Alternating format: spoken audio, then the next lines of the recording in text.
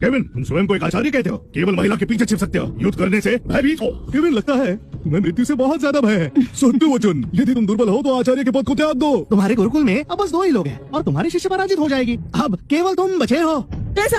अपने व्यर्थ आचार्य को देखो, वो कितना भयभीत है। वो तुम्हें कैसे सुरक्षित रखेगा? हाँ, अपनी माता की बात मान लो। साधना के लिए सबसे आवश्यक है शक्तिशाली आचार्य की शिक्षा, और तुम्हारा आचार्य केवल एक निम्न स्तर का आम योद्धा योगी है। चिंता मुक्त में तुम्हें कोई लाभ नहीं होगा। सुनो, मुझे दुर्बल लोगों पर बल का प्रयोग करना उचित नहीं लगता। तुम कठिन परिश्रम से दिव्य स्तर पर पहुंचे हो। यदि मैंने अनजाने में तुम्हें अपाहिज किया, तुम्हारा परिश्रम व्यर्थ है। अपाहिज करोगे मुझे?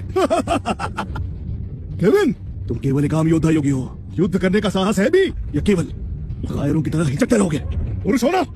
केविन, यदि तुमने युद्ध करने से मना किया तो तुम्हें पराजित घोषित किया जाएगा। मुझे देखना है कि क्या तुम में साहस है मेरे गुरुकुल की एक चींटी को भी नष्ट करने का।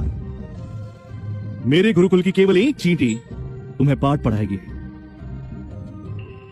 चींटी, जाओ उसका सामना करो। क्या मैं स्वप्न तो नहीं देख रहा?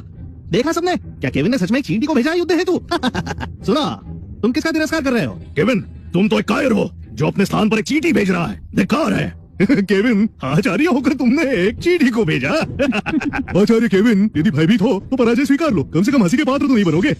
वास्तव में केविन, तुम महान कलंकजनक आचार्य हो हमारे समस्त साम्राज्य के। देखा कैसा? तुम्हारा आचार्य कितना बड़ा कायर है। उसमें युद्ध करने का साहस नहीं, वो एक चींटी को भेज रहा है।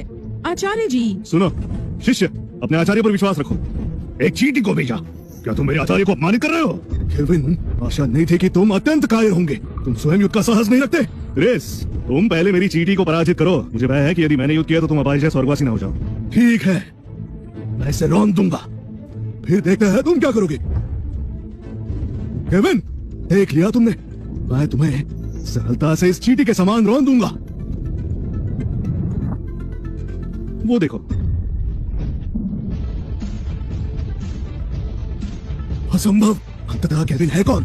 केवल एक आम तपस्वी, किंतु वो अपने गुरुकुल में दिव्य इच्छाधारी पशु पालता है।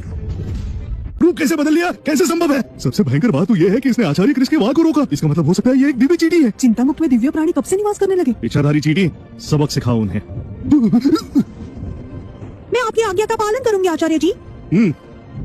अति उत्तम इच्छाधारी चींटी। मेरे आचार्य एक सच्चे दिव्य योद्धा योगी है और अस्त्र शस्त्र युद्ध में सर्वोत्तम है। ये चींटी भी उनका सामना नहीं कर सकते। सत्य वचन है तो ये केवल एक चींटी ही। मेरे आचार्य इसे एक बार में पराजित कर देंगे। केविन, यदि ये चींटी का विजयी होना तुम्हारा अंतिम विकल्प है, तब भी तुम पराजित होंगे।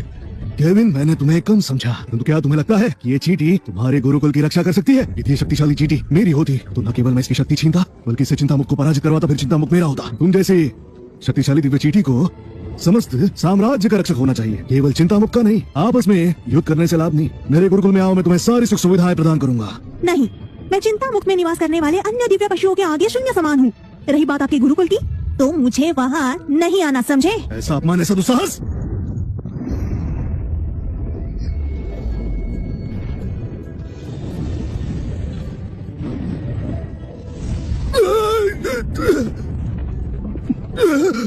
आचार्य जी,